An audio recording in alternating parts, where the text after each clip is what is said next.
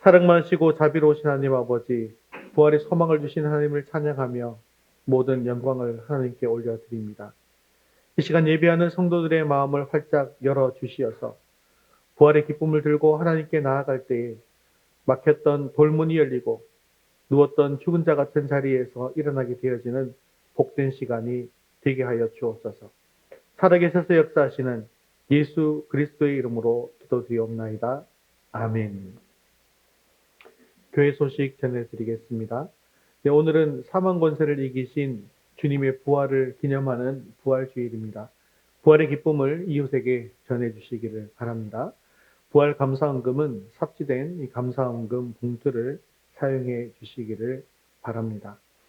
네, 오늘은 성찬식이 있는데요. 오늘 성찬식 예식 중에 우리 분잔을 할 때 처음에 이제 준비를 조그만 잔에다가 하는 걸 일단 준비를 하긴 했는데 제가 잘 생각해 보니까 우리가 인원이 얼마 되지 않기 때문에 예전에 처음에는 저희가 한 잔에 큰 잔에서 저희가 돌려 마셨던 거 기억하시죠? 그렇게 하다가 코로나가 오면서 그걸 이제 중단했고, 원래 의미는 우리가 한 피를 받아 마신 한 가족이다라는 의미거든요. 그런데 이제 그게 다 따라져 있는 잔을 마시다 보니까 이제 그렇게 되면, 물론 그 똑같은 이 주전자에서 나온 포도주이긴 합니다. 하지만 이 좀 의미가 조금 희석되는 것 같아서 저희 스탠잔에다가 나오신 빈 스탠잔을 하나씩 들고 들어오셔서 받으시면 제가 그 주전자에서 조금씩 따라 드리겠습니다. 그렇게 해서 하는 방식으로 바뀌었다는 거 기억해 주시기를 바랍니다. 우리 성찬 참여전 준비사항 헌법 성경 대요리 문답 171번 같이 한번 읽겠습니다. 자신들이 그리스도 안에 있는가를, 자신들의 죄와 부족을, 자신들의 지식, 믿음, 회개, 하나님과 형제들에게 대한 사랑, 모든 사람에게 대한 자선, 그들에게 해를 준 사람들에게 용서를, 그들의 그리스도를 추구하는 욕망을, 그들의 새로운 순종을 검토함으로써 이 은혜들의 운용을 새롭게 함으로써 심각하게 묵상하고 열렬히 기도함으로 성찬 준비를 해야 할 것이다. 우리 함께 웨스터민스터 소위리 문답 함께 읽겠습니다. 창조의 사역이 무엇입니까? 창조의 사역은 하나님께서 엿새 동안에 아무것도 없는 가운데서 권능의 말씀으로 만물을 지으신 일인데 모든 것이 모두 좋았습니다. 4월 생명의 말씀 읽겠습니다. 새로운 삶 교재 마태복음 18장 20절 말씀. 두세 사람이 내 증인으로 모인 곳에는 나도 그들 중에 있느니라. 마태복음 18장 20절 말씀. 아멘. 자, 이제 우리 시선을 하나님께로 올려드리겠습니다. 사도신경 하시겠습니다. 전능하사 천지를 만드신 하나님 아버지를 내가 믿사오며 그 외아들 우리 주 예수 그리스도를 믿사오니 이는 성령으로 잉태하사 동정녀 마리아에게 나시고 본디오 빌라도에게 고난을 받으사 십자가에 못 박혀 죽으시고 장사한 지 사흘 만에 죽은 자 가운데서 다시 살아나시며 하늘에 오르사 전능하신 하나님 우편에 앉아 계시다가 저리로서 산 자와 죽은 자를 심판하러 오시리라. 성령을 믿사오며 거룩한 공회와 성도가 서로 교통하는 것과 죄를 사하여 주시는 것과 몸이 다시 사는 것과 영원히 사는 것을 믿사옵나이다. 아멘. 오늘도 우리의 찬양과 영광을 받으신 하나님께 기쁨으로 찬송드리겠습니다. 찬송가 160장 무덤에 머물러 찬송드리겠습니다.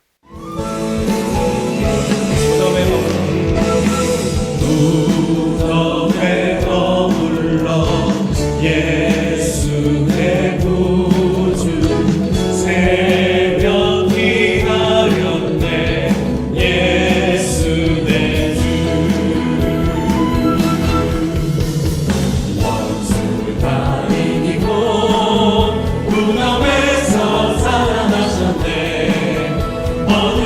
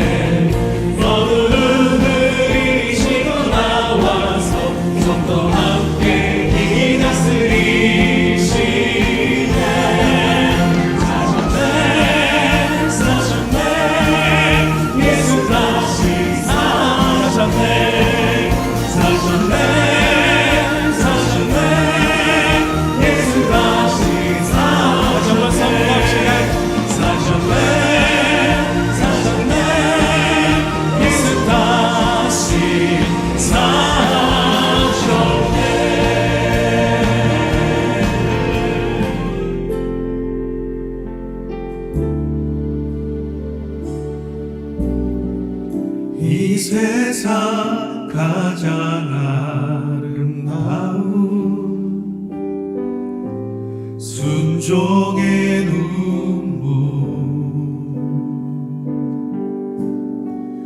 온 세상 다시 빛나게 한 생명의 눈물 그가 이 땅에 오신 이유 주어야 살게 되고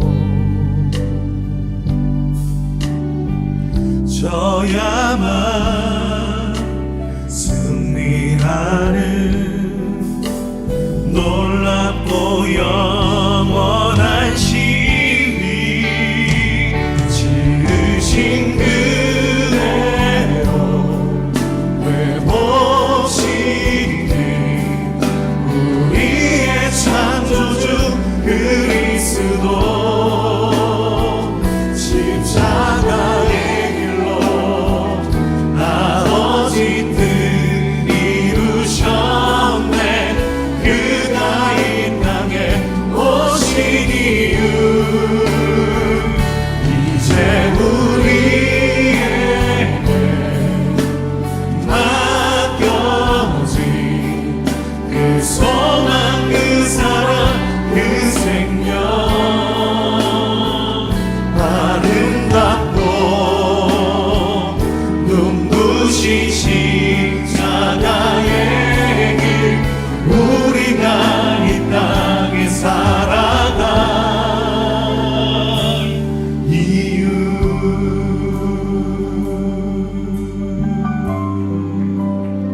그가 이 땅에 오신 그가 이 땅에 오신 이유 죽어야 살게 되고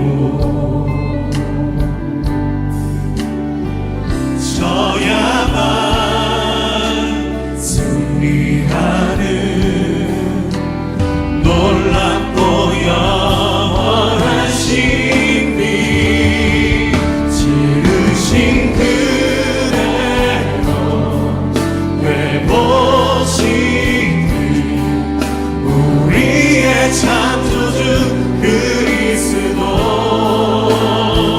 십자가의 길로 아버지 뜻 이루셨네 그가 이 땅에 오신 이유 이제 우리에게 맡겨진 그 소망 그 사랑 그 생명 아름답고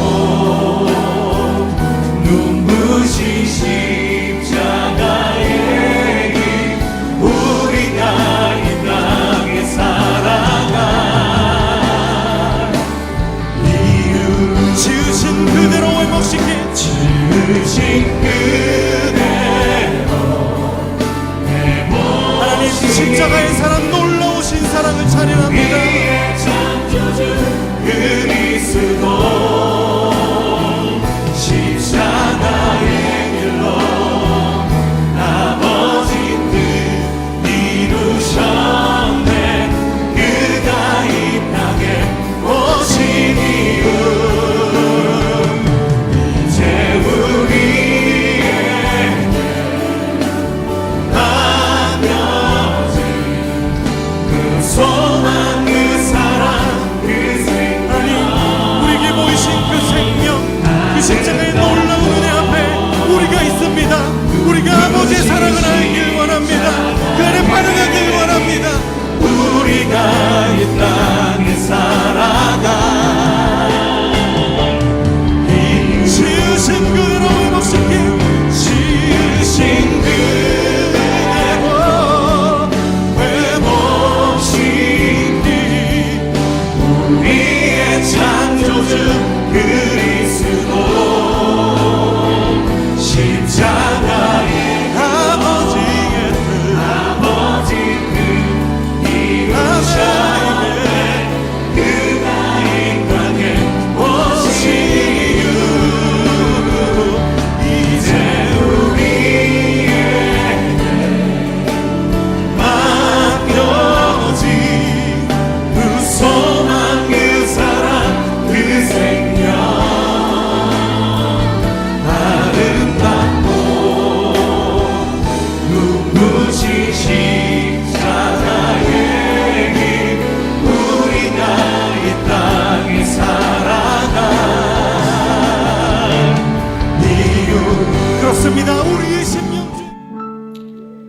자리에서 일어나셔서 하늘의 문을 여시고 건대 자성해 달라고 기도하는 마음으로 찬양드리겠습니다. 하늘의 문을 여소서 이곳을 주목하소서 주를 향한 찬양이 꺼지지 않으리 하늘을 열고 보소서 이곳에 임재하소서 주님을 기다립니다 기도의 향기가 하늘에 나 우리 같이 마음으로 찬양합니다. 주여 임재하여 주소서 이곳에 오셔서 이곳에 앉으소서 이곳에서 드리는 예배를 받으소서 주님의 이름만이 오직 주의 이름만 이곳에 있으리라 이곳에 오셔서 이곳에 앉으소서 이곳에서 드리는 예배를 받으소서 주님의 이름만이 오직 주의 이름만 높임을 받으소서 오 주님 채우소서 오 주님 나의 잔을 높이 듭니다 하늘 양식 내게 채워주소서 넘치도록 우리 사모를 심령으로 함께 주 성령을 찬양합니다. 오 주님 오 주님 채우소서 나의 잔을 높이 듭니다 하늘 양식 내게 채워주소서 넘치도록 채워주소서 우리 영혼을 만족케 하시고 이번 자리하면서 함께 예배를 위해서 기도하겠습니다. 오늘 예배 가운데 충만하게 임하여 주시고 우리 예배를 기뻐받아 주시옵소서. 오늘도 주님의 말씀을 듣게 하시고 말씀을 통하여 주님의 뜻을 이루어갈 결단이 있게 해달라고 함께 기도하신 후에 안석훈 집사님 대표로 기도하시겠습니다. 하늘 양식 내게 채워주소서 넘치도록 우리 사모를 심령으로 함께 주 성령을 찬양합니다. 오 주님 오 주님 채우소서 나의 잔을 높이 듭니다 하늘 양식 내게 채워주소서 넘치도록 채워주소서 나는 부활이요 생명이니 나로 말미암지 않고서는 하나님께로 올 자가 없다고 말씀하신 주님, 사망의 권세를 이기시고 부활하신 주님을 찬양합니다. 고마우신 아버지 하나님, 오늘 부활절을 맞이하여 부활의 소망을 가지고 예배드리게 하심을 감사드립니다. 우리의 죄를 대신하여 십자가에서 죽으시고 사망 권세를 이기시고 부활하신 그 은혜가 얼마나 크고 놀라운지 이 시간 다시 한번 깨닫게 하여 주옵소서. 십자가의 고난에서 부활의 영광으로 우리에게 소망을 주신 주님의 사랑을 기억합니다. 아버지 하나님, 주님의 음성에 귀 기울이는 일보다 세상의 요구에 반응하느라 하루하루를 쫓기듯 살아왔고 말씀 앞에 순종하기보다는 내 욕심대로 살아왔던 시간이었음을 주님 앞에 고백합니다. 저희들이 욕심과 교만함을 내려놓고 선택의 순간마다 주님을 기억하면서 회개하는 마음으로 부활의 소망을 붙들고 살아가는 믿음을 허락하여 주시옵소서. 우리 리더스 교회를 위해 기도합니다. 우리 에도스교회가 부활의 소망 가지시고 기쁨을 지역사회가 나누며 어둡고 아픈 곳에 생명의 빛을 전하는 공동체가 되어서 우리 에도스교회를 통하여 주님의 나라가 확장되게 하시고 주님의 영광을 드러내게 하여 주시옵소서. 아버지 하나님, 저희들의 무거운 짐과 육체의 연약함과 고통들을 이 시간 주님 앞에 내려놓습니다.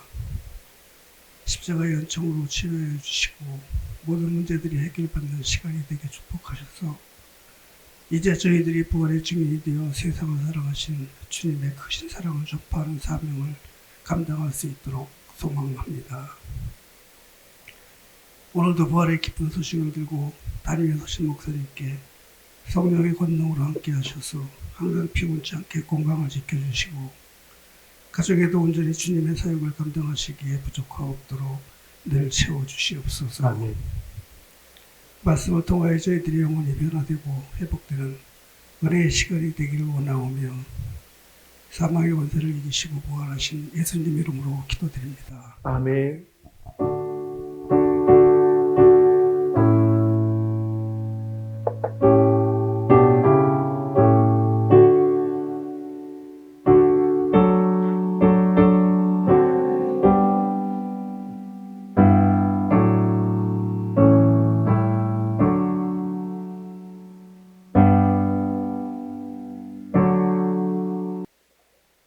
오늘 주신 하나님 말씀은 고린도전서 15장 29절에서 34절까지 말씀입니다.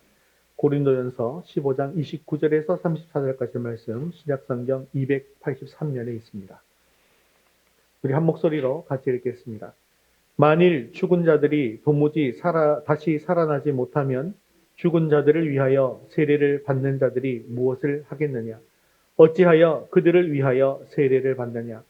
또 어찌하여 우리가 언제나 위험을 무릅쓰리요? 형제들아, 내가 그리스도 예수 우리 주 안에서 가진 바 너희에 대한 나의 자랑을 두고 단언하노니 나는 날마다 죽노라. 내가 사람의 방법으로 에베소에서 맹수와 더불어 싸웠다면 내게 무슨 유익이 있으리요? 죽은 자가 다시 살아나지 못한다면 내일 죽을 터이니 먹고 마시자 하리라. 속지 말라. 악한 동무들은 선한 행실을 더럽히나니 깨어 의를 행하고 죄를 짓지 말라. 하나님을 알지 못하는 자가 있기로 내가 너희를 부끄럽게 하기 위하여 말하노라. 아멘. 온 국민이 열광했던 지난 2018년 평창 동계올림픽의 축제 열기가 가득했던 그 겨울, 이 세계적인 부흥사이자 복음 전도자였던 빌리 그레이엄 목사님께서 하나님의 부르심을 받게 되었습니다. 이 목사님의 삶은 이 대중적인 카리스마 이면에 철저히 예수 그리스도 십자가 뒤에 자신을 감추려고 했던 겸손한 신앙인의 모습이었습니다. 그가 소천했을 때 그의 손자 윌 그레이엄 목사는 할아버지의 유언에 대해서 이렇게 세상에 이렇게 전하게 되었는데요. 언젠가 당신은 빌리 그레이엄 목사가 죽었다는 소식을 듣게 될 것입니다. 하지만 그날 나는 이전보다 더욱 살아날 것입니다. 왜냐하면 방금 영원한 본향으로 이사를 완료했기 때문입니다. 자, 이 유언은 참으로 위대한 신앙 고백이 아닐 수가 없습니다. 빌리 그레이엄 목사님은 살아계신 생전에도 천국에서 가장 가슴 뛸 일은 예수 그리스도가 그곳에 살아 계시다라고 하는 사실입니다. 우리의 삶의 여행이 끝나는 날 예수님은 우리를 반갑게 맞아 주실 것입니다 라고 말씀하곤 했습니다. 또한 그가 평생 애송했던 말씀이 갈라디아서 6장 14절 말씀인 그러나 내게는 우리 주 예수 그리스도의 십자가 외에 결코 자랑할 것이 없나니 라고 하는 고백이었습니다. 우리가 기독교 신앙을 가졌다라고 이야기할 때에 그 신앙의 중심에는 언제나 십자가와 부활이 자리 잡고 있습니다. 그런데 천주교의 십자가는 어떻습니까? 예수님이 여전히 그 십자가에 매달려 있죠. 하지만 우리 개신교의 십자가에는 예수님이 계시지를 않습니다. 왜 그렇습니까? 우리 주님은 사망 권세를 깨뜨리시고 부활하셨기 때문인 것이죠. 개혁주의 신앙은 부활이 단순히 2000년 전의 역사적 사실이나 먼 훗날 우리가 죽은 뒤에 경험할 막연한 내세의 사건에 머물러 있다라고 가르치지를 않습니다. 우리가 믿는 부활이라고 하는 것은 오늘 바로 지금 나의 치열한 일상과 직장과 학업 속에서 능력을 발휘하는 현재적인 명령이라는 것이죠. 그러나 오늘 많은 성도들이 입술로는 부활을 믿습니다라고 고백을 하면서도 실제 삶의 현장에서는 부활이 없는 사람처럼 살아가고 있습니다. 이 빌리 그레엄 목사님의 설교 중에 예수를 믿으면 구원받는다라고 하는 진리에 대해서 이런 예화를 든 적이 있습니다. 나이아가라 폭포를 외줄로 건너는 그런 장인이 있었습니다. 이 장인은 많은 사람들이 보는 앞에서 나이아가라 폭포를 외줄로 완벽하게 건너고 난 뒤에 사람들에게 이렇게 물었습니다. 여러분, 제가 이 나이아가라 폭포를 손수레에 흙을 담고서 외줄을 건널 수 있다고 확신하십니까? 그러자 많은 사람들이 yes, yes를 외쳤습니다. 이에 그는 한술 더 떠서 물었습니다. 그러면 이 손수레에 흙이 아니라 사람을 태워도 가능하다고 믿으십니까? 그러자 사람들이 또 환호성을 지르면서 yes, yes라고 대답했습니다. 그 순간에 이렇게 그가 물었습니다. 여러분들이 그렇게 믿는다면 자원하는 사람 앞으로 나와주시기를 바랍니다. 그 순간 갑자기 정적이 흐르면서 아무도 자원자가 없었다라고 하는 이야기였습니다. 이 예화처럼 나이아가라 폭포를 외줄로 건너는 장인을 향해서 당신이 수레 위에 사람을 태우고 외줄을 건널 수 있음을 믿습니다라고 환호하면서도 정작 그렇다면 당신이 그 수레에 타십시오 라고 초청할 때에는 아무도 나서지 않는 이런 치명적인 불신앙이 우리 안에도 도사리고 있더라는 것이죠. 즉 입술로는 아무리 믿습니다라고 외치고 있다고 할지라도 진짜로 믿지 않는다고 한다면 하나님의 구원은 결코 일어나지 않는다는 것입니다. 이것은 우리가 믿는 부활신앙도 마찬가지입니다. 사람들에게 예수님께서 부활하셨습니다 라고 이야기하면서 부활 계란을 나누면서도 정작 본인은 부활이 없는 사람처럼 살아가고 있더라는 것입니다.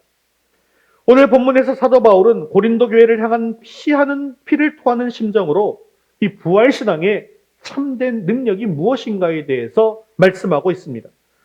오늘 선포되어지는 이 하나님의 말씀을 통해서 우리 모두 굳어진 심령이 깨어지기를 바랍니다. 썩어질 육신의 안위와 세상의 성공만을 따르던 옛자를 이제 십자가에 완벽하게 못을 받고 부활의 생명으로 다시 일어나 주님의 영광을 위해서 살기로 결단하는 저와 여러분 되시기를 주님의 이름으로 축원합니다. 우리 첫 번째 같이 읽겠습니다. 세상의 위협 앞에서도 물러서지 않는 신앙을 가지십시오. 29절, 30절 말씀 같이 읽겠습니다. 만일 죽은 자들이 도무지 다시 살아나지 못하면 죽은 자들을 위하여 세례를 받는 자들이 무엇을 하겠느냐? 어찌하여 그들을 위하여 세례를 받느냐?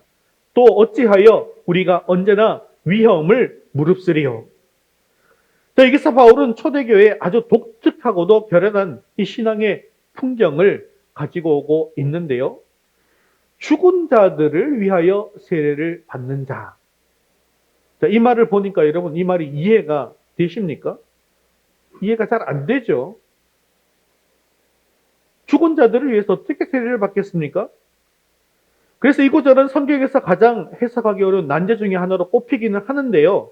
그래서 어떤 사람들은 이에 대해서 있는 말 그대로 죽은 사람을 대신해서 세례를 받는다라고 하는 해석을 했어요. 그런데 이것은 대리 세례가 되는 거거든요. 여러분, 세례를 대리로 받을 수 있나요, 없나요? 없습니다. 살아있는 사람을 대신해서 세례 받을 수도 없을 뿐더러 오히려 이 죽은 자들을 위해서 대리 세례를 받는다뇨. 그러다 보니까 이것은 이단적인 사상이 되고 마는 것이죠. 자, 하지만 개혁주의적 관점과 역사적 배경을 종합해서 볼 때 가장 은혜롭고 타당한 해석은 이것이라 할 수 있습니다. 자, 지금은 세례받는다고 해서 사회적으로 무슨 불이익을 당하거나 뭐 핍박을 받거나 하지 않지요. 그렇죠? 그런데 당시 로마의 혹독한 박해 상황 속에서 세례를 받는다는 것은 어떤 의미였을까요? 지금 박해당하고, 그리고 어떤 경우에는 고문당하고, 어떤 경우에는 사형을 당하는 그런 상황 속에서 예수 그리스도를 구주로 고백하면서 세례를 받는다라고 하는 것의 의미, 이것은 곧 나도 저들처럼 순교의 제물이 되겠습니다 라고 하는 공개적인 사형 선고와 같은 의미였다는 것입니다. 어느 날 신실한 믿음의 선배가 원형 경계장에서 맹수의 밥이 되거나 화형을 당해서 순교하게 되어집니다. 교회 영적 기둥이 무너진 그 빈자리, 그 순교자의 무덤 위에서 살아남은 한 성도가 앞으로 결연히 나와서 선포하는 것이죠.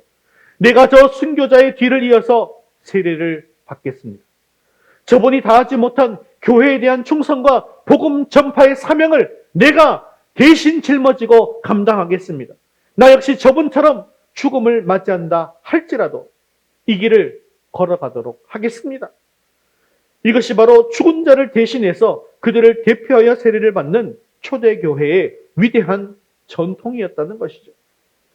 그런데요, 도대체 무엇이 그들로 하여금 이런 문모해 보이는 죽음의 행렬에 동참하도록 만든 것일까요? 그것은 바로 부활에 대한 절대적인 확신이 그들에게 있었다는 것입니다. 우리나라의 초기 기독교 역사도 이와 다르지 않습니다. 아펜젤러 선교사님은 27세의 젊은 나이에 모든 세상적인 안락을 버리고 조선 땅에 왔습니다. 낯선 언어와 문화 그리고 풍토병의 위협 속에서 그의 육신은 급격히 노화되고 몸이 상하면서도 복음을 전했습니다. 그리고 결국 44세의 젊은 나이에 성경 번역회의에 참석하러 가던 중에 배가 침몰하는 사고로 이 땅의 영혼들을 위해서 자신의 목숨마저 바쳤습니다. 그런데요, 만약에 부활이 없다고 한다면 그가 왜 도대체 이런 고생을 사서 한단 말입니까? 사랑하는 성도 여러분, 오늘날 학생들이 마주한 세상적인 위협은 로마의 칼이나 맹수의 발톱이 아닐 수 있습니다. 그러나 대학 입시라고 하는 거대한 압박, 스펙과 취업이라고 하는 잔인한 경쟁 사회는 여러분들의 영혼을 옥죄는 현대판 에베소의 맹수가 된다는 것입니다. 세상은 끊임없이 속삭입니다. 신앙은 나중에 여유 있을 때 챙기고 지금은 어떻게 해서라도 좋은 대학, 좋은 직장에 가야만 생존할 수 있다라고 말이죠. 치열한 일터 한복판에서 고분분투하고 있는 성도 여러분들도 마찬가지입니다. 당장의 실적과 승진, 더 많은 연봉과 편안한 노후를 대비하는 것만이 가장 지혜로운 삶이다라고 세상은 압박합니다. 때로는 직장에서 정직하게 신앙적 양심을 지키려다가 승진해서 누락되거나 동료들에게 조롱을 당하는 불이익, 즉 이 위험을 무릅써야 할 때가 있습니다. 그러나 성도 여러분, 부활이 참된 현실임을 믿으십니까? 하나님께서 우리의 생사 화복을 주관하시는 주권자임을 확실히 믿으십니까? 그렇다고 한다면 결코 두려워하지 마십시오. 세상의 맹수들이 아무리 우리를 위협하고 우리의 육신을 찢어 삼키려 한다 할지라도 그들은 결코 우리 영혼을 파멸시킬 수 없습니다. 무덤에서 살아나신 예수님처럼 우리들도 다시 살게 되어서 주님의 역사를 이루는 통로로 반드시 사용하실 것입니다. 그러므로 하루하루를 살아가면서 세상의 위협 앞에 서게 될지라도 비겁하게 타협하지 않고 지를 위해서 당당히 고난을 선택하면서 영광스러운 십자가의 길을 묵묵히 걸어가는 신앙을 가질 수 있게 되어지기를 주님의 이름으로 축원합니다. 우리 두 번째 같이 읽겠습니다. 나는 날마다 죽노라는 자기 부인의 삶을 실천하십시오. 31절, 32절 말씀 같이 읽겠습니다. 형제들아, 내가 그리스도 예수 우리 주 안에서 가진 바 너희에 대한 나의 자랑을 두고 단언하노니 나는 날마다 죽노라. 내가 사람의 방법으로 에베소에서 맹수와 더불어 싸웠다면 내게 무슨 유익이 있으리요? 죽은 자가 다시 살아나지 못한다면 내일 죽을 터이니 먹고 마시자 하리라. 아멘. 사도 바울의 이 고백, 나는 날마다 죽노라. 한번 따라해 볼까요? 나는 날마다 죽노라.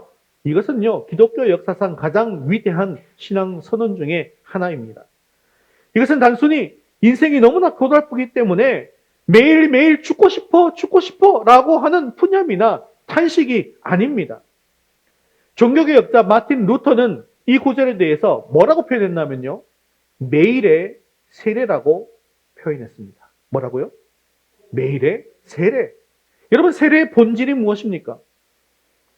이 장로교에서는 물을 뿌리는 세례를 하다 보니까 사실 세례식을 통해서 그 의미를 명확하게 알기가 사실 쉽지는 않습니다. 그렇지만 원래 세례는요, 침례로 하는 것이죠. 원래는 침례로 하는 것입니다.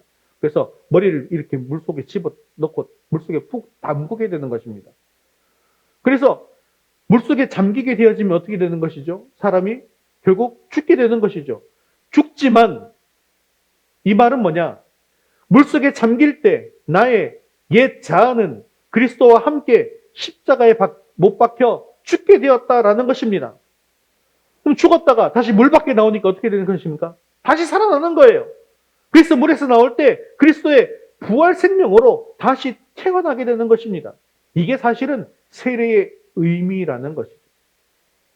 그냥 물속에 들어갔으니까 내 죄를 깨끗하게 되어 씻어주셨어요, 뭐 이런 의미 정도가 아니라는 거. 물론 그것도 맞지만요.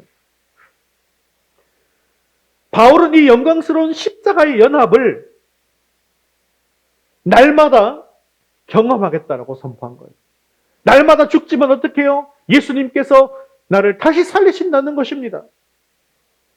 예수님을 믿고 의롭다 칭함을 얻게 되었다. 칭의죠.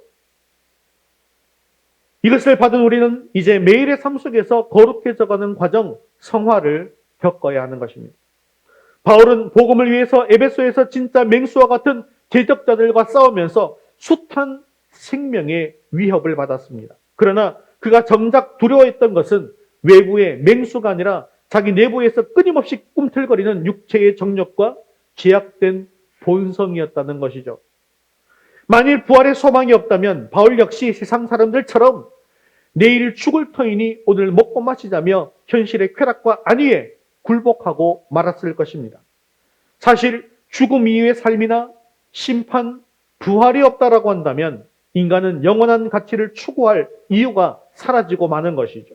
그리고 결국 당장의 눈앞의 즐거움과 육체적 만족만을 쫓는 허무주의와 방종에 빠지게 되어지는 것이고, 그리고 무질서한 삶을 살게 되어지는 것입니다.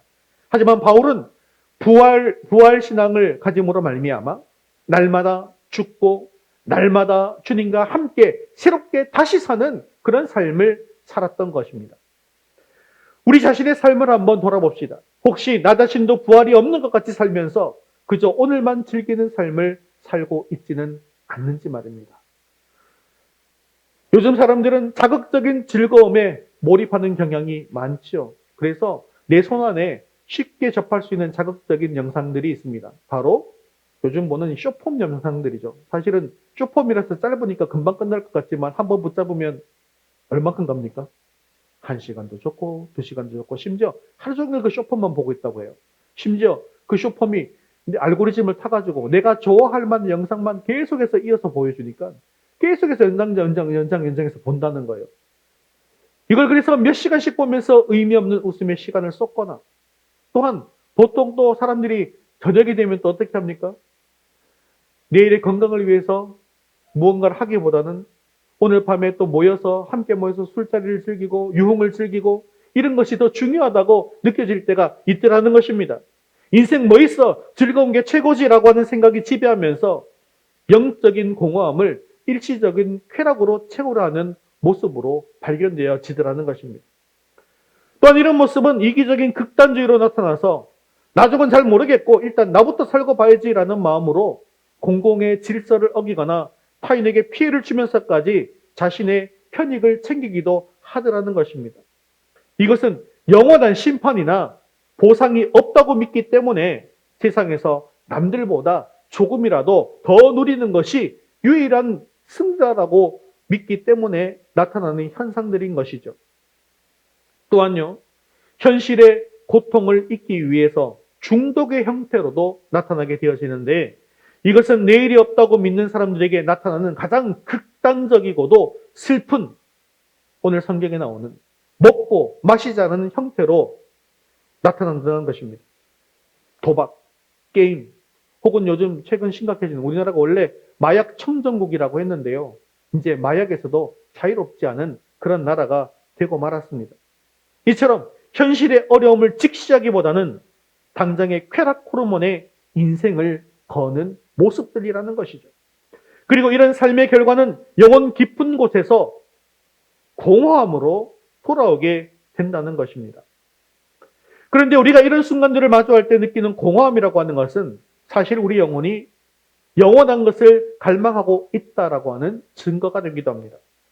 세상이 오늘만 살자라고 유혹할 때 우리는 부활 이후에 영원한 오늘을 준비하며 오늘을 다르게 살아야 함을 다시금 깨닫게 되어지는 것이죠. 그렇다면 우리가 왜 날마다 죽어야 하는 것입니까? 여러분, 죽지 않고 다시 살 수 있는 방법이 있어요, 없어요? 없습니다. 죽어야만 반드시 다시 살아날 수 있기 때문입니다. 하늘의 미랄이 땅에 떨어져 썩어서 죽지 않으면 결코 많은 열매를 맺을 수 없습니다. 신앙생활은 어제 죽은 것으로 끝나는 것이 아닙니다. 어제도 죽고 오늘도 죽고 내일도 죽어야 합니다. 내 혈기, 내 고집, 내 자존심, 내 인정 욕구가 십자가 앞에서 처절하게 박살나고 깨어져야 한다는 것입니다. 여러분, 구체적인 결단을 촉구하도록 하겠습니다. 이제 월요일 아침 여러분들의 삶의 현장으로 출근하게 되어지고 또 일상이 시작되게 되어질 때에, 여러분 학교 교실에 책상에 앉을 때 혹은 가정에서 하루의 일과를 시작할 때 이렇게 실천하는 것입니다. 자리에 앉아서 컴퓨터 전원을 켜기 전에, 책을 펴기 전에 1분 동안 눈을 감고 나 자신과 하나님 앞에서 이렇게 날마다 죽는 결단 기도를 드리는 것입니다. 자, 같이 한번 읽겠습니다. 주님, 오늘 이 일터에서, 이 학교에서 나의 이기심과 세상적인 인정욕구, 사람들에게 칭찬받고자 하는 나의 교만은 십자가에 못 박습니다. 오직 부활하신 예수 그리스도의 생명으로만, 예수님의 사랑으로만 오늘 하루를 살게 하옵소서. 내가 죽겠습니다. 다시 예수님의 생명으로 부활시켜 주옵소서. 이런 기도로 하루를, 한 주를 시작하라는 것이죠. 이렇게 기도한 후에 우리가 십자가의 고통을 기꺼이 짊어지고 예수님의 그 십자가를 기억하고 날마다 나 자신을 부인하고 죽게 되어질 때에 부활하신 주님께서는 우리 속에서 가장 찬란한 생명의 능력으로 다시 살아 역사하실 것입니다. 오늘 말씀처럼 날마다 십자가에서 나를 죽이고 날마다 예수 그리스도의 생명으로 다시 사는 놀라운 기적과 감격이 여러분의 모든 삶과 그리고 삶의 현장마다 차고 넘쳐나게 되어지기를 주님의 이름으로 축원합니다. 우리 세 번째 같이 읽겠습니다. 부활의 소망을 굳게 붙잡고 거룩한 삶을 살아내십시오. 이제 사도 바울은 고린도 교인들을 향해서, 그리고 오늘 우리를 향해서 준엄한 경고와 함께 실천적인 삶의 방향을 제시하고 있는데, 우리 고린도전서 15장 33절, 34절 함께 읽겠습니다. 속지 말라. 악한 동무들은 선한 행실을 더럽히나니 깨어 의를 행하고 죄를 짓지 말라. 하나님을 알지 못하는 자가 있기로 내가 너희를 부끄럽게 하기 위하여 말하노라. 자, 바울이 속지 말라고 경고한 대상이 누구입니까? 바로 고린도 교회 내에 몰래 들어와서 부활을 부인하며 현세주의와 쾌락주의를 조장했던 악한 동무들이었습니다. 당시 그리스 철학인 에피쿠로스 학파의 영향을 받은 이들은 인생의 목적은 쾌락을 극대화하고 고통을 피하는 것이다. 사후세계나 부활은 없으니 오늘을 즐겨라. 이게 뭐죠? 우리가 잘 알고 있는 오늘을 즐겨라. 카르페 디엠. 요즘으로 하면 또 욜로 뭐 이런 거죠. 이렇게 가르쳤다는 거예요. 그러다 보니까 그들에게는 내세에 대한 두려움도 없었고 하나님 앞에서의 심판도 믿지 않았습니다. 그러니 그들의 삶은 자연스럽게 도덕적 방종과 이기심으로 흘러갔다는 것이죠. 그런데요, 개혁주의 신앙에서 성도의 거룩함인 성화는 여러분 생각해 보세요. 구원을 받기 위한 조건입니까? 아닙니까? 성화가요. 여러분 구원의 서정을 앞으로만 앞 글자만 딴 거 여러분 다 외우셨는데 기억하시나요? 소중회신칭 양성근연 기억나세요? 기억 안 나세요? 한번 띄워줘 보세요. 앞에 거 읽어볼까요? 시작. 소중회신칭 양성견영 이게 뭐죠? 소명, 중생, 회개, 신앙 이게 믿음이죠. 칭의, 양자, 성화, 견인, 영화인데요. 그럼 여기에서 구원의 조건은 어디에 해당되는 것입니까? 구원의 조건. 회개하면 구원 되나요? 네, 신앙이죠. 신앙이 뭐죠? 믿음입니다. 그렇죠? 예수님이 내 죄를 대신해 십자가에 달려 죽으심을 믿습니다. 라는 것입니다. 이것이 바로 구원의 조건이 되어지는 것이죠. 그렇다고 한다면 성화는요. 우리가 믿어서 구원받긴 했어요. 하지만 여전히 죄된 속성을 가지고 있기 때문에 하나님께서 우리를 어떻게 여겨주신다고요? 의롭다 여겨주신다. 의롭다고 칭해주신다. 그게 뭐라고요? 칭의. 의롭다고 여겨주셨기 때문에 비로소 우리는 하나님의 뭐가 될 수 있습니까? 자녀가 될 수 있습니다. 그게 뭐라고요? 양자. 그렇다고 한다면요. 이 자녀된 우리가 어떻게 살아야 하겠냐는 거예요.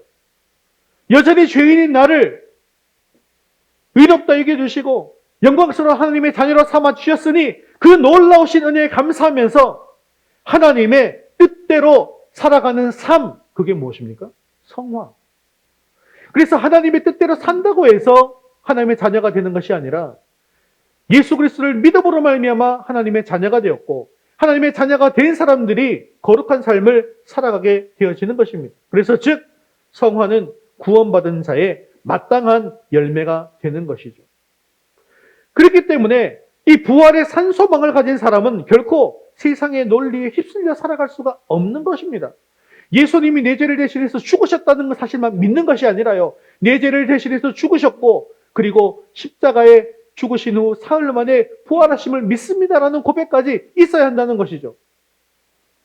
여러분 그래서 우리가 예수 영접 모임할 때 이 두 가지를 한꺼번에 고백하는 거 아시죠? 그리고 세례받을 때도 이 두 가지 고백을 함께 하셔야 됩니다. 우리가 이렇게 세상의 논리에 휩쓸려 살아갈 수 없는 이유는 우리의 모든 행위가 코람되어 하나님 앞에서 평가받는 날이 옴을 알고 우리의 육신이 썩어 없어질 무가치한 것이 아니라 영광스러운 부활의 몸으로 변화될 거룩한 성전임을 확신하며 살아가기 때문이라는 것이죠. 사랑하는 성도 여러분, 오늘날 우리 주변에도 선한 행실을 더럽히는 수많은 악한 동무들과 세상의 풍조가 범람하고 있습니다. 그렇게 유별나게 예수 믿을 필요는 없다. 적당히 타협하고 남들처럼 즐기면서 살아라. 교회는 주일만 가고 평일에는 네 이익을 위해서 살아라 라고 속삭이는 미혹의 소리들이 가득합니다. 이에 대해서 사도 바울은 단호하게 명령합니다. 자, 따라 읽어볼까요? 깨어 의를 행하고 죄를 짓지 말라. 깨어 의를 행하고 죄를 짓지 말라. 이제 잠들어 있는 영혼을 뒤흔들어 깨우시기를 바랍니다. 세상 사람들과 똑같은 목적을 위해서 아둥바둥 살아가고 있는 삶에서 돌이키십시오. 부활 생명을 가진 자답게 우리 학생들은 친구를 돕고 배려하는 의를 행하십시오. 우리 청장년들은 세상의 불의한 방식과 타협하지 않고 정직하게 땀 흘리는 거룩함을 보여주십시오. 가정에서도 마찬가지입니다. 피곤하다는 핑계로 군림하려 들지 마시고 말없이 가족들의 짐을 들어주시기를 바랍니다. 집안을 섬기는 작은 실천이 바로 자기를 죽이고 주님의 능력으로 다시 사는 부활신앙이 일상의 영역으로 옮겨가는 위대한 순간이 되어지는 것입니다. 우리의 이 거룩한 삶을 통해서 내 주변의 사람들이 부활의 소망을 품게 되어지기를 바랍니다. 세상 사람들은 하나님을 알지 못하기 때문에 본능대로, 욕망대로 살아갑니다. 그러나 우리는 하나님을 잘 알고 있죠. 부활의 주님을 만났습니다. 그러므로 오늘 하루도 거룩하게 구별된 삶을 사십시오. 그리고 나만을 위해서 쌓아두는 삶이 아니라 이웃을 위해 베풀고 섬기고 의를 행하는 참된 빛과 소금의 역할을 감당하므로 날마다 부활의 산소망으로 살아가는 저와 여러분 되시기를 주님의 이름으로 축원합니다. 말씀을 맺겠습니다. 기독교는 단순히 고통을 참고 견디는 수양의 종교이거나 맹목적으로 죽음을 찬양하는 그런 종교가 아닙니다. 기독교는요, 생명의 종교이고 부활의 종교입니다. 그러나 이 영광스러운 부활에 이르기 위해서는 반드시 거쳐야 할 관문이 있는데 그것은 바로 십자가의 죽음이라는 것입니다. 내가 철저히 죽지 않으면 결코 다시 살 수 없다라고 하는 이 십자가의 이 역설이 바로 복음의 핵심인 것이죠. 사랑하는 성도 여러분, 우리는 이제 결단해야 합니다. 막연한 내세의 교리로서의 부활이 아니라 오늘 나의 삶을 송두리째 뒤바꾸는 살아있는 부활 신앙을 회복해야 합니다. 세상의 온갖 협박과 손해 앞에서도 믿음의 발걸음을 뒤로 물리시지 마십시오. 이기심과 탐욕, 세상의 쾌락을 쫓는 옛자아를 십자가 앞에 날마다 내어놓으시고 처형하십시오. 그래서 일터에서, 가정에서, 학교에서 가장 정직하고 성실하며 희생적인 그리스도의 향기를 나타내는 여러분 되시기를 바랍니다. 이제 결단선언문을 함께 읽도록 하겠습니다. 날마다 부활의 산소망으로 다시 살겠습니다. 세상의 위협과 타협의 유혹 앞에서도 비겁하게 물러서지 않고 십자가의 길을 당당히 걸어가겠습니다. 나의 이기심과 교만을 매일 십자가에 못 박고 오직 예수 그리스도의 생명으로 다시 살겠습니다. 영적으로 깨어 악한 풍조를 멀리하며 가정과 일터에서 정직과 섬김으로 의를 행하겠습니다. 나는 날마다 죽노라. 사도 바울의 이 절절한 고백이 오늘 이 예배당을 나서는 우리 모두의 가슴 깊은 곳에서 울려 퍼지기를 바랍니다. 우리가 십자가에서 날마다 자신을 부인하고 철저히 죽을 때 사망 권세를 이기신 예수 그리스도의 폭발적인 부활 생명이 우리를 통해서 이 어두운 세상을 환하게 비출 것입니다. 이 영광스러운 부활의 증인으로 남은 평생을 담대하게 또 거룩하게 승리하며 살아가는 거룩한 주의 백성들 다 되어지게 되기를 주님의 이름으로 축원합니다. 자, 이제 헌신송 드릴 텐데요. 세상은 우리에게 적당히 타협하면서 내일 죽을 터이니 오늘 먹고 마시자고 늘 유혹합니다. 그러나 부활의 산소망을 가진 우리는 세상의 조롱과 고난 앞에서도 십자가를 짊어지어야 합니다. 바울의 위대한 고백처럼 내 안의 교만과 이기심은 날마다 죽고 오직 예수의 생명으로 다시 살기를 원합니다. 오늘 선포된 말씀을 기억하면서 주님, 내가 날마다 십자가에 죽고 부활의 주님과 함께 걸어가겠습니다. 라는 결단을 담아서 찬양의 자리로 나아가도록 하겠습니다. 다 같이 자리에서 일어나셔서 헌신송 십자가의 길 순교자의 삶 찬양 들으신 후에 기도와 축도로 예배를 마치겠습니다.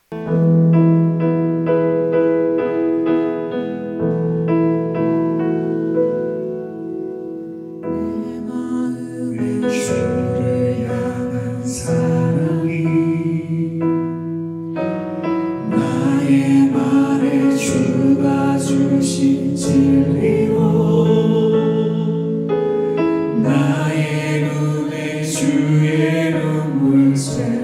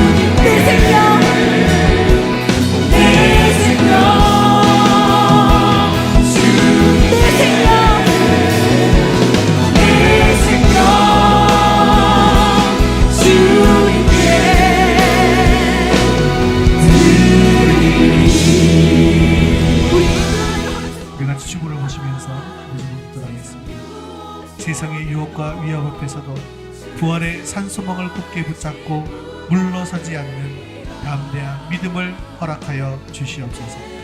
매일의 삶 속에서 나의 혈기와 이기심은 날마다 십자가에 못 박고 오직 예수 그리스도의 생명으로 다시 살게 하옵소서. 악한 시대의 풍조에 휩쓸리지 않고 깨어있어 가정과 일터에서 정직하게 의를 행하는 거룩한 성도가 되게 하옵소서. 우리 한 목소리를 같이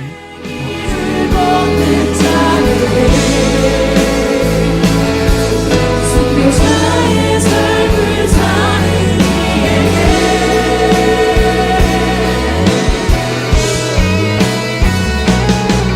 수많은 소리와 세상 유혹 속에도 주의 숨겨진 부가 되리라.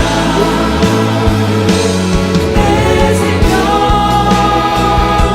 주님 내 생명 내 생명 주님 내 생명 내 생명 주님께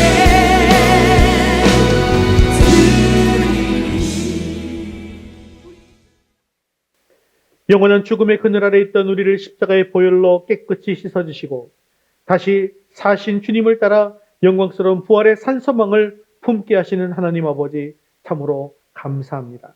오늘 말씀을 통해 막연한 미래의 사건으로만 여겼던 부활이 지금 이 순간 우리의 치열한 일상과 일터와 학업 속에서 살아 움직이는 현재적 생명이 되어야 함을 깨닫게 하시니 또한 감사를 드립니다. 부활의 주님, 우리의 마음에 주를 향한 사랑을 채워주시고 우리의 말에는 주님이 주신 진리만이 흐르게 하옵소서. 우리의 눈에 잃어버린 영혼을 향한 주의 눈물을 채워주셔서 세상을 바라볼 때 내 이익이 아니라 하나님의 마음으로 보게 하여 주옵소서. 세상은 에베소의 맹수와 같이 거센 위협과 치열한 경쟁으로 우리를 옥죄어옵니다. 적당히 타협하라, 오늘만 즐기라 유혹하는 또 조롱하는 소리와 악한 풍조 속에서도 우리가 영적으로 깨어있게 하여 주시옵소서. 십자가의 길을 걷는 자에게 하나님의 사랑이 영원히 함께함을 믿으며 어떤 유혹 속에서도 주님의 순결한 신부로 살아가게 하옵소서. 나는 날마다 죽노라 고백했던 바울처럼 우리를 날마다 십자가 앞에 세워 주시옵소서. 인간의 교만과 얄팍한 자아, 세상의 인정 욕구를 매일매일 십자가에 못 박게 하옵소서. 내 입술에는 원망 대신 찬양의 향기가 배어나오게 하시고 두 손에는 주님을 닮은 섬김이 가득하게 하옵소서. 사랑의 주님, 우리의 삶에 오직 주의 흔적만이 남기를 소망합니다. 십자가의 고난 뒤에 약속된 부활의 영광을 바라보며 우리의 남은 생명을 기꺼이 주님께 드립니다. 오늘 이 예배당에 나가는 모든 성도들의 발걸음이 세상을 변화시키는 부활의 증인, 복음의 사도들이 다 되게 하여 주시옵소서. 우리의 영원한 생명 되신 예수 그리스도 이름으로 기도드리옵나이다. 아멘. 이제는 사망 권세를 깨뜨리시고 부활하신 우리 주 예수 그리스도의 은혜와 자기 아들을 아끼지 아니하시고 우리를 위해 내어주신 하나님 아버지의 크고 놀라우신 사랑하심과 세상에 조롱하는 소리와 유혹 속에서도 나는 날마다 죽노라 고백하며 우리 마음에 주의 눈물을 채워드시고 순결한 신부의 길을 걷게 하시는 성령님의 감동 감화 교통 역사하심이 날마다 옛자아를 십자가에 못 박고 부활의 소망으로 가정과 일터와 학업에서 거룩하게 살기로 결단하는 모든 주의 백성들 위해 그들의 가정과 생업 위에 이제부터 영원까지 함께 있을지어다. 아멘.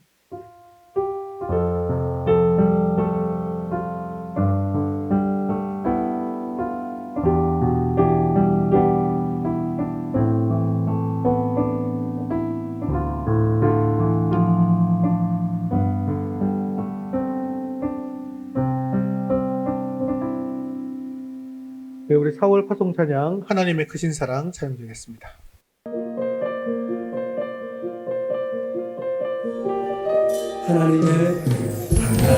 하나님의 크신 사랑 그 어찌나 측량할 수 있을까. 하나님의 크신 은혜 그 어찌나 내 아닐 수 있을까 나를 위해 십자가를 지신 주그 보혈이 내게 생명 주셨네 그 누가 우리를 주의 사랑해서 그리 나의 나는 것은 주의 은혜라 사랑합니다 사랑합니다 나의 온 맘 다해 주를 사랑해